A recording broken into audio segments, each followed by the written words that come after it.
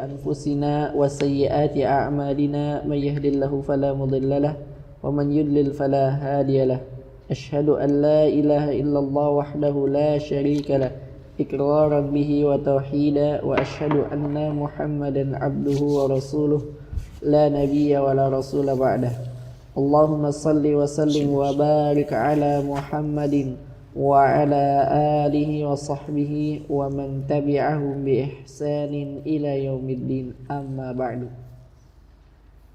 قال المصنف رحمه الله وقوله ولا تجوز دعوى العموم في غيره من الفعل وما يجري مجراه الضمير في قوله غيره يعود إلى النطق وقوله من الفعل بيان للغير. طيب بسم الله الرحمن الرحيم الحمد لله والصلاة والسلام على رسول الله أما بعد وقوله perkataan Imamul Haramain Al-Juwayni rahimahullah wala tajuzu da'wal umumi fi ghairihi min al-fi'li wa ma yajri majrah yaitu wa ma yajri majrahu dan tidak boleh mengklaim keumuman di selain isim.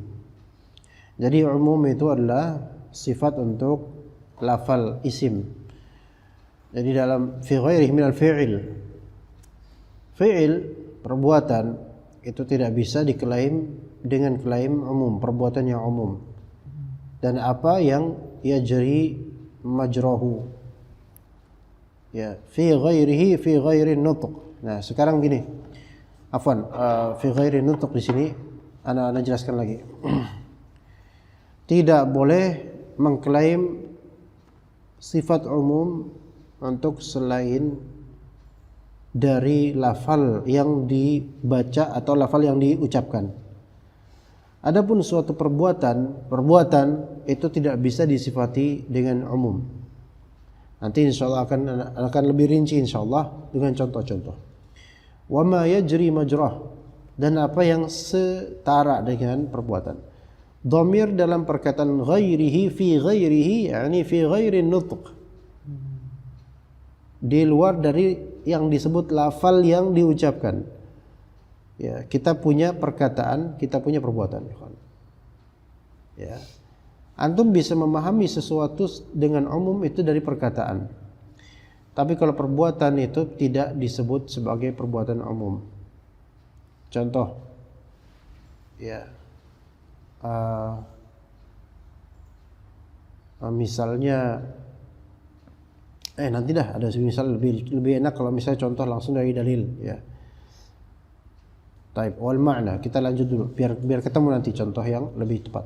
Waqal والمعنى أن الفعل ليس من صيغ العموم وهذا يراد به الفعل المثبت نحو والله لآكلن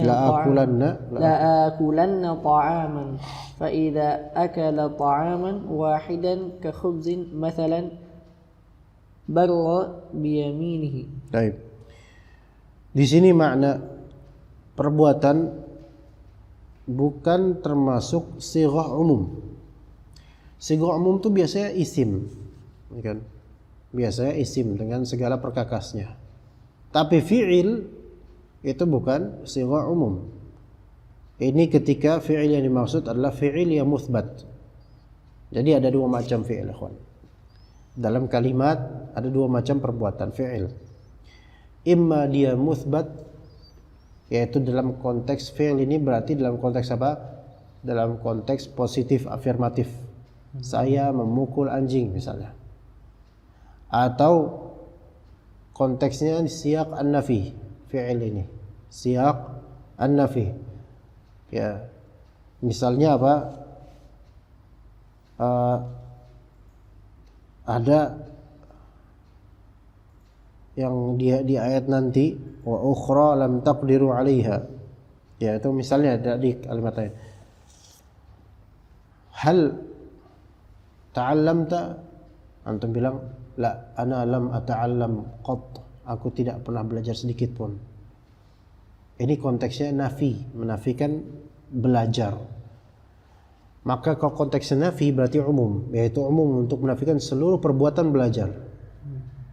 Tapi dalam konteks isbat, maka dia tidak disifati umum. Ya di sini fi'il bukan merupakan sighah atau frasa umum. Dan itu ketika dimaksudkan dengan fi'il ini fi'il yang muthbat, yang positif, seperti perkataan wallahi la akulanna ta'aman, demi Allah aku betul-betul akan memakan suatu ta'am. Ya. Jadi apa? Ini yamin, apa namanya? Sumpahan. Demi Allah la akulanna ta'am, la akulanna ta'aman, saya akan makan makanan.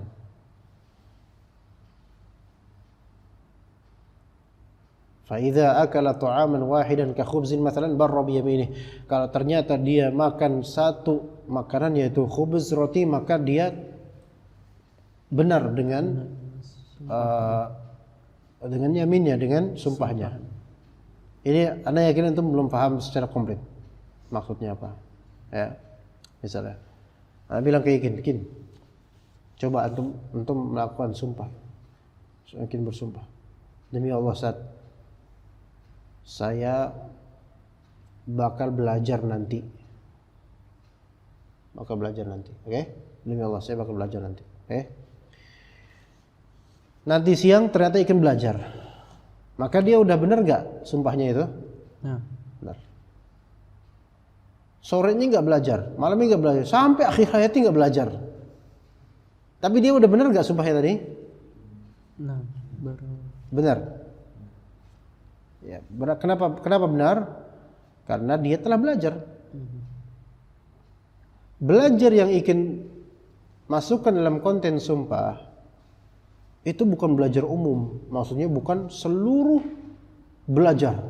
Yang penting nanti belajar gitu aja. Yang penting ada belajar gitu, mutlak. Paham enggak? Hah? Gimana? Paham enggak? Antum nanti belajar nih.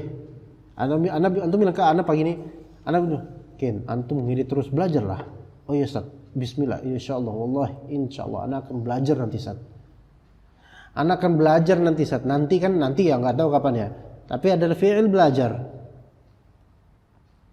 Ternyata nanti sore Ikin belajar. Ya.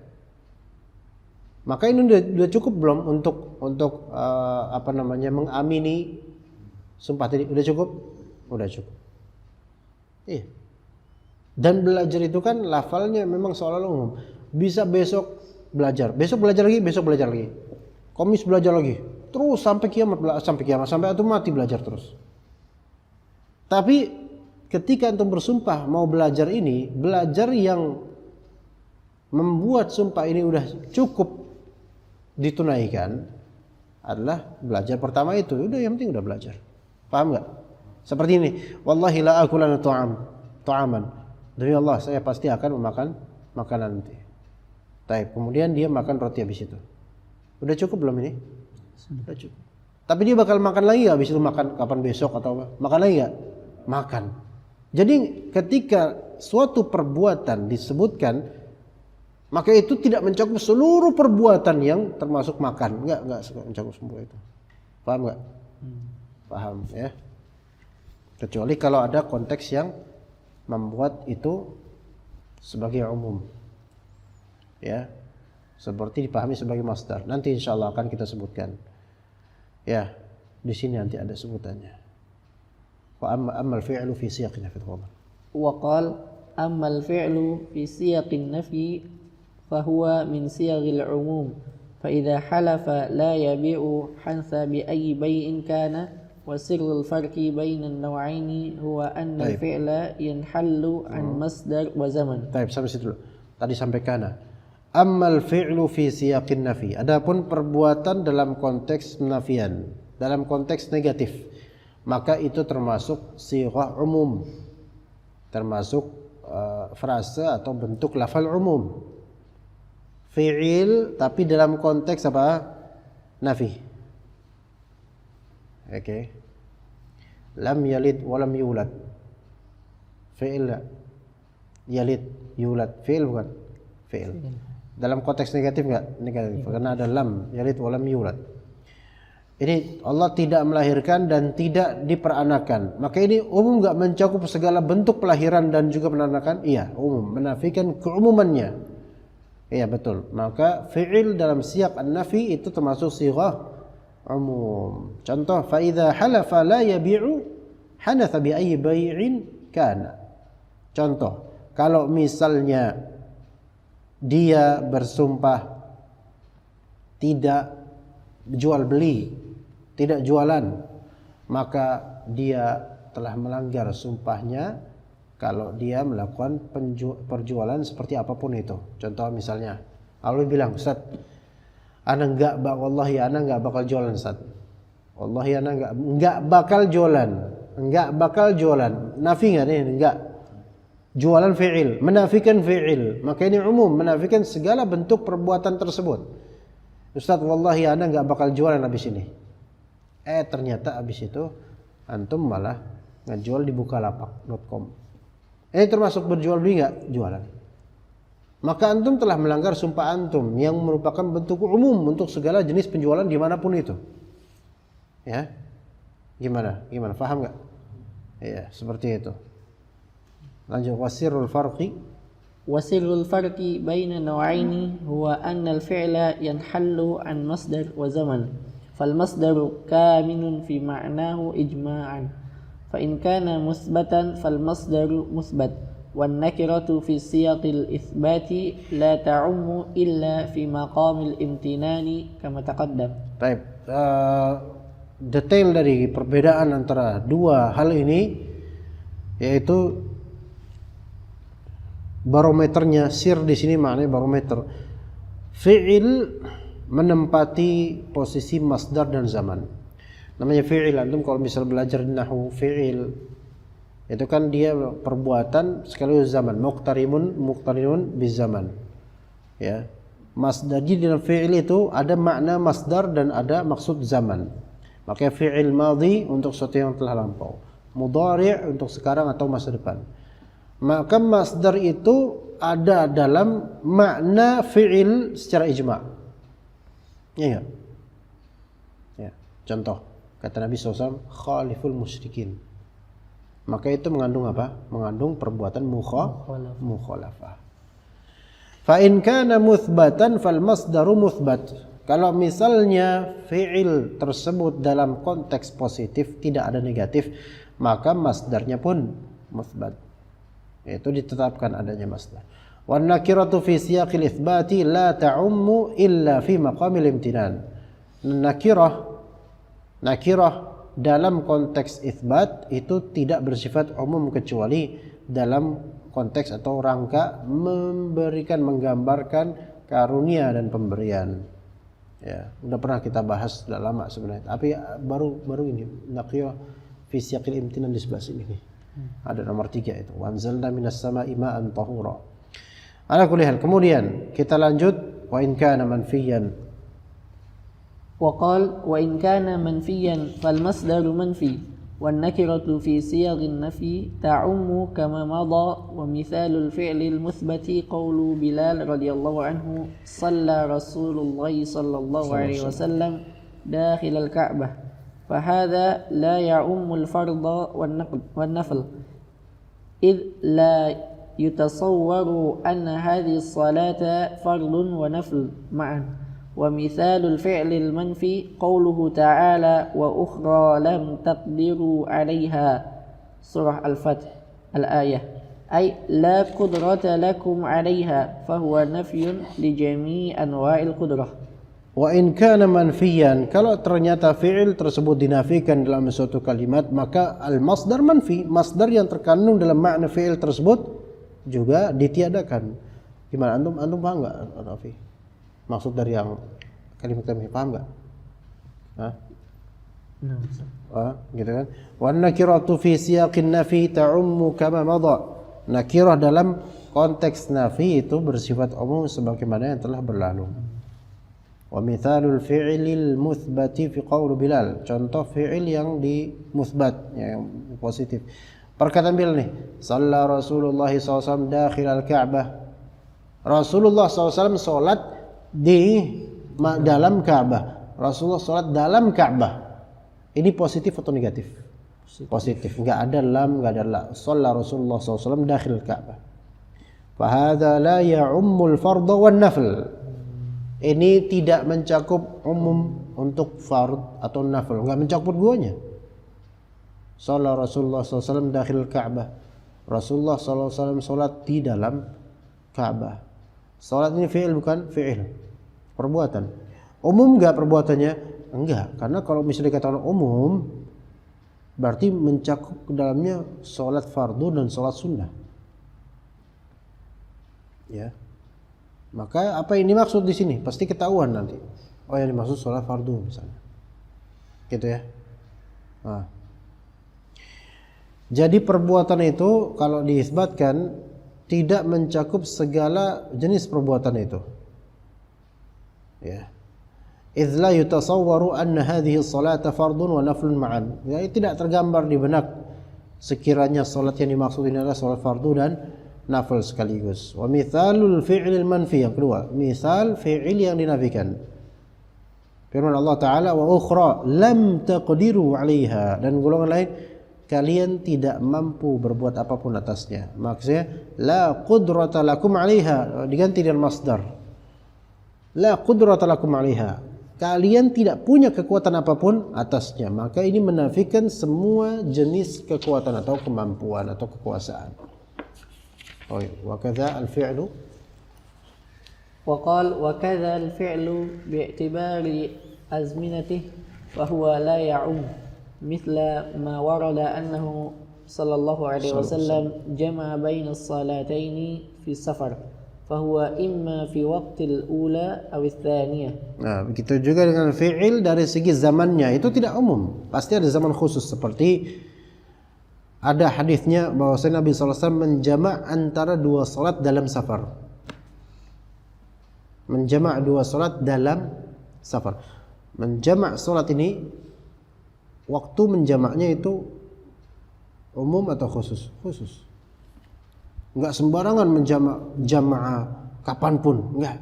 Tapi imma di waktu pertama, imma di waktu kedua, imma di waktu zuhur, imma di waktu asar. Enggak di semua waktu terserah, enggak.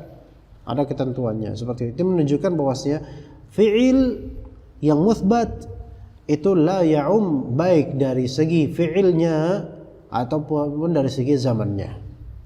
Adapun kalau fi'il yang manfi yang dinafikan, maka dia umum dari segi apapun, dari segi fi'ilnya dan kapanpun. Begitu ya? Gimana? Ya insyaallah paham insyaallah ta'ala. Tapi dibaca pertanyaan-pertanyaan tadi yang tersisa semuanya. Kita langsung menuju pertanyaan aja. Karena Anda melihat antum udah capek. Makin sedikit hadirin tuh makin capek sebenarnya, Bang. Karena nggak ada yang ngetawain Rafi'i. Fadl. Dari siapa di mana? Dengan siapa di mana? Ayo. Pertanyaan dari Ikhwan Nurdin. Ikhwan Nurdin. Ustadz, ada klaim tauhid rububiyah, tauhid uluhiyah, dan tauhid asma wa sifat. Banyak dijadikan subhat sama dengan Trinitas Nasrani. Bagaimana membantahnya, Ustadz? Yes, ini udah pernah kita bahas sebelumnya di kajian apa ya? Talqis Hamawiyah kalau salah. Talqis. Jadi itu bisa didengar di situ, tapi kita ulang ya masalah Trinitas ini. Ya tentu jauh berbeda dengan bagaimana pandangan orang Nasrani. Orang Nasrani mengatakan mereka Trinitas, dan Allah Ta'ala telah menyatakan untuk mereka laqad kafara alladzina qalu innallaha thalithu tsalatsa. Telah kufur orang yang mengatakan Allah adalah ketiga dari tiga pihak, yaitu ada Allah Ta'ala, ada Isa, dan ada Roh Kudus, atau kadang disebut Bunda Maria atau Roh Kudus. Ya, kalau kita kan Roh Kudus bagi kita apa? Siapa? Malaikat Jibril, Ruhul Kudus. Nah, adapun tauhid yang 3 itu hasil dari sabar wa taqsim dan istiqra dari para ulama, tatabu' terhadap ayat Al-Quran dan juga hadis-hadis Nabi SAW. Dan taksimat ilmiah berupa tauhid rububiyah, tauhid uluhiyah, tauhid asma wa sifat, itu tujuannya untuk mentashil al-faidah atau fawaid, supaya taksim ini menjadikan mind mapping yang benar untuk sebagai metodologi pemahaman terhadap Allah Subhanahu wa taala. Ya, sifat-sifat Allah pun dari segi tadris ilmi itu akan ada taksimatnya, seperti sifat khobariyah, sifat dzatiyah, sifat fi'liyah. Ya. Maka penyebutan taksimat seperti ini kalau diingkari dengan alasan mirip dengan Nasara, maka yang mengingkari ini imma ahmaq, jahil, atau memang seorang yang jald, yaitu yang bebal. Ya. Beda dengan Trinitas. Trinitas 3 pihak yang beda zat, ya enggak? Ya. Allah, Jesus, dan Roh Kudus. Adapun tauhid yang 3 yang dimaksud itu untuk siapa? Allah semata, dan tidak berbilang dengan bedanya sifat dan juga taksimat seperti ini. Orang-orang yang berusaha mengcounter ahlu sunnah salafiyin dalam masalah ini, mereka rata-rata berpaham Asy'ariyah atau Mu'tazilah, atau juga ada yang Syiah. Pokoknya siapapun yang seperti itu, mereka mengira bahwasanya pembagian tauhid menjadi 3 ini trinitas. Padahal Syekhul Islam Ibnu Taimiyah dan Ibnu Qayyim itu menjadikannya 2. Dan juga Ibnu Abil Izz Al-Hanafi dalam Aqidah Tahawiyah, dalam Syarah Aqidah Tahawiyah, yaitu tauhid al-ilmi al-ma'rifi. Ya, ini tauhid rububiyah dan asma wa sifat yang pertama. Kemudian tauhid al-ubudiyah, al-ibadah, tauhid al-amali, disebut juga tauhid amali. Maka ini adalah tauhid uluhiyah. Maka udah mencakup itu. Apakah itu menunjukkan dualisme dan keduaan Allah Ta'ala berbeda? Ada Allah versi tauhid rububiyah, ada Allah versi uluhiyah? Enggak. Ini kejahilan. Makanya orang-orang seperti itu mereka belum paham makna dan maksud dari esensi tauhid yang kita kenal. Kemudian mereka berusaha mengingkari dengan kejahilan dan kebebalan mereka. Ya, jadi itu bukanlah trinitas, beda trinitas. Karena ketika kita mentaksim tauhid menjadi 3 ini tidak melazimkan, tidak bermaksud untuk membagi Allah Ta'ala menjadi 3 zat. Dan barang siapa yang memahami seperti itu dan menuduhkan kita seperti itu, maka itu karena frame pikiran dia itu udah frame Mu'tazilah. Karena bagi Mu'tazilah, ya, Allah Subhanahu wa Ta'ala, ketika bagi Mu'tazilah, kalau kita mengatakan, atau bagi Jahmiyah, kalau kita mengatakan bahwasanya Allah Ta'ala memiliki nama atau memiliki nama-nama sifat, maka dengan beragamnya sifat-sifat tersebut, maka itu menunjukkan ta'addud al-qudama, yaitu berbilangnya sang qadim, yaitu berbilangnya sifat Allah, berarti berbilangnya zat yang qadim. Ya, paham gak? Misalnya Allah ternamai dengan Ar-Rahman, tapi ternamai juga dengan Al-Malik. Maka kalau nama ini berbeda, atau sifat Rahim dan ada sifat penciptaan. Kalau ini ada satu, kalau ini diisbatkan kepada Allah, maka berarti Allah Ta'ala berbilang. Ada Allah versi pencipta, ada Allah versi perahmat. Itu versi mereka. Sedangkan kita nggak bermaksud begitu, merinci taksimat tauhid nggak bermaksud begitu. Makanya ya kita ada kitabnya Syekh Abdul Razak Al-Badr, ya, itu untuk membantah sebenarnya bantahan terhadap Hasan As-Saqaf, ya, yang menuding dan memfitnah salafiyin trinitas dalam masalah ini atau dhalal. Ala kulli hal, ya udahlah biarin aja mereka seperti itu kalau nggak mau dijelasin. Baik, coba langsung apa? Pertanyaan kedua dari Muhammad Haki Wijaya. Muhammad Haki Wijaya. Ustadz Afan, kalau tentang riwayat yang menyebutkan bahwa Allah menciptakan Adam berdasarkan rupanya, katanya itu bagaimana yang sahih Ustadz? Apakah kembali kepada Adam atau bagaimana Ustadz? Baik, di sini ya, kata Nabi SAW, Inna Allah khalaqa Adama bisuratihi. Allah Subhanahu wa ta'ala menciptakan Nabi Adam alaihissalam dengan surah gambaran darinya. Hi di sini yang disebutkan dhamir hi bisuratihi. Inna Allah khalaqa Adama bisuratihi. Sesungguhnya Allah Ta'ala menciptakan Nabi Adam dengan gambarannya. Nya di sini kembali kemana? Hi di sini kembali kemana? Gitu loh. Ada ulama yang mengatakan hi di sini kembali ke Allah Jalla, lafal jalal, ya Allah Ta'ala. Sebagian berpendapat bahwasanya hi di sini kembali ke Adam alaihissalam. Ya. Inna Allah Ta'ala khalaqa Adama bi suratihi. Maka bisa di sini khilafiyah di ulama, sesungguhnya Allah Ta'ala menciptakan Nabi Adam dengan gambarannya Allah. Itu pendapat pertama. Pendapat kedua, Allah Ta'ala menciptakan Nabi Adam dengan gambarannya Adam. Mana yang lebih sahih? Yang sahih yang pertama, dengan gambarannya Allah. Loh, berarti Allah Ta'ala dibentukkan dong dengan adanya gambar. Nah, disinilah antum perlu memahami antara idhofah. Mudhaf dengan mudhaf alaih tidak melazimkan itu harus seperti itu pakai maknanya. Sesungguhnya Allah Ta'ala menciptakan Nabi Adam dengan gambaran dari Allah. Maksudnya gambaran yang Allah Ta'ala ciptakan buat dia. Gimana? Bukan dengan gambaran yang serupa dengan Allah Ta'ala, dengan zatnya, enggak. Tapi bisuratihi, itu bisuratim min Allah.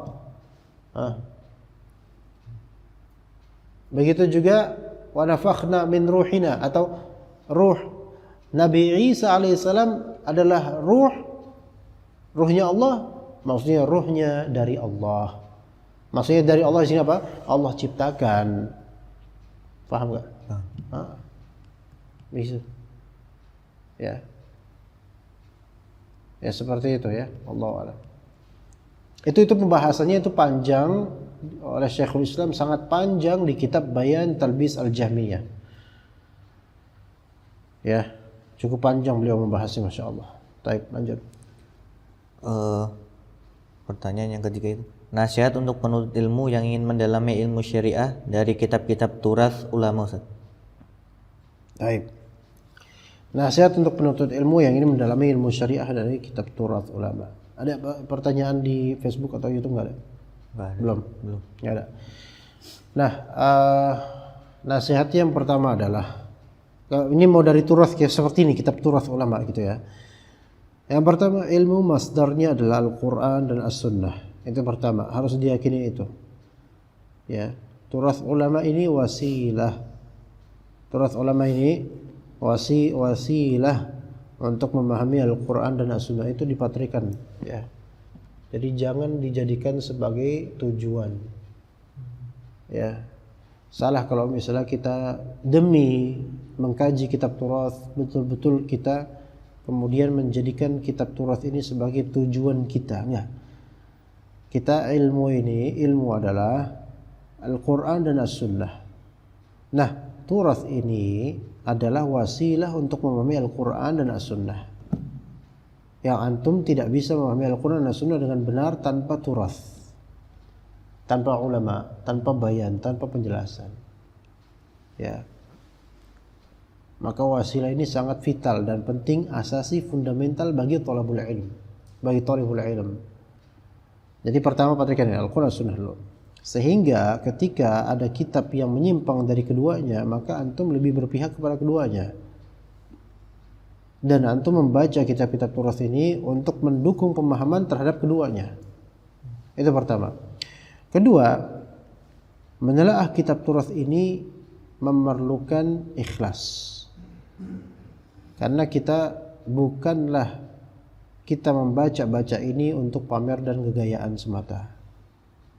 Ya, barang siapa yang membaca turath, warisan ulama, untuk pamer dan kegayaan semata, maka dia telah tersesat dan akan kelihatan sesat, ya, dan akan membela kesesatan. Itu ketika Allah Ta'ala menyimpangkan seseorang dari zikir dalam menuntut ilmu, maka Allah akan sesatkan dia. Na'udzubillah. Ketiga, tulun nafas, panjangnya nafas. Kitab turath ini tidak sama dengan kitab kontemporer misalnya yang lebih mudah. Kitab turath ini membutuhkan nafas yang panjang dan pengalaman sebelumnya dalam menelaah dan juga berbahasa Arab. Makanya yang berikutnya, poin berikutnya adalah bahasa Arab. Maka seseorang kalau misalnya dia pengen mendalami ilmu agama betul-betul, menjadi orang mutafaqih dan mutabahir, kemudian dia mencukupkan diri dengan terjemahan, maka ini himar namanya. Apa himar? Keledai, bodoh. Dia nggak bakal sampai di tujuan, ya nggak? Ya. Anda mau baca kitab turath karya Syekhul Islam Ibnu Taimiyah, terus dibeli semua kitab Syekhul Islam versi terjemahan. Kan ada tuh Majmu' Fatawa, kitab Istiqomah kalau ada. Kemudian ini Iqtidah Shiratal Mustaqim ada, kitab Tawasul, kitab tentang ini. Wow, dibaca semua terjemahan, dibaca bingung yakin. Wong baca bahasa Arabnya yang lebih tepat aja kita juga harus perlu ketelitian kok. Maka orang ini berarti tidak punya pembimbing, tidak punya petunjuk. Dan orang ini bodoh sebodoh-bodohnya. Dia telah menghabiskan waktu seolah-olah demi ilmu, padahal dia menghancurkan diri sendiri dengan menyanyiakan waktu dia. Terbuang waktu percuma atas nama ilmu. Maka bahasa Arab menjadi kewajiban bagi seseorang yang ingin mendalami fiqih atau usul aqidah yang mendalam dari kitab-kitab turath. Wajib hukumnya untuk orang yang betul-betul pengen meluas dalam ilmu agama dan berbicara atasnya. Gitu. Jadi tulun nafas dan juga bekal bahasa Arab. Maka nggak bisa antum langsung ke kitab turath yang mendalam tanpa bahasa Arab, tanpa panjangnya usia untuk belajar. Kalau orang kantoran misalnya yang belum punya background bahasa Arab atau ilmu alat, maka dia udahlah cukup kitab-kitab yang biasa aja. Ya pun kalau turath, yaitu turath yang ringan. Ya tidak perlu betul-betul dalam sehingga dia bingung sendiri nanti. Ya begitu. Ya. Baik, khalas. Ya, kita cukup sampai sini insyaallah. Sallallahu ala nabiyina Muhammad wa ala alihi wa sahbihi ajma'in. Subhanakallahumma wa bihamdika asyhadu an la ilaha illa anta astaghfiruka wa atubu ilaik. Assalamualaikum warahmatullahi wabarakatuh.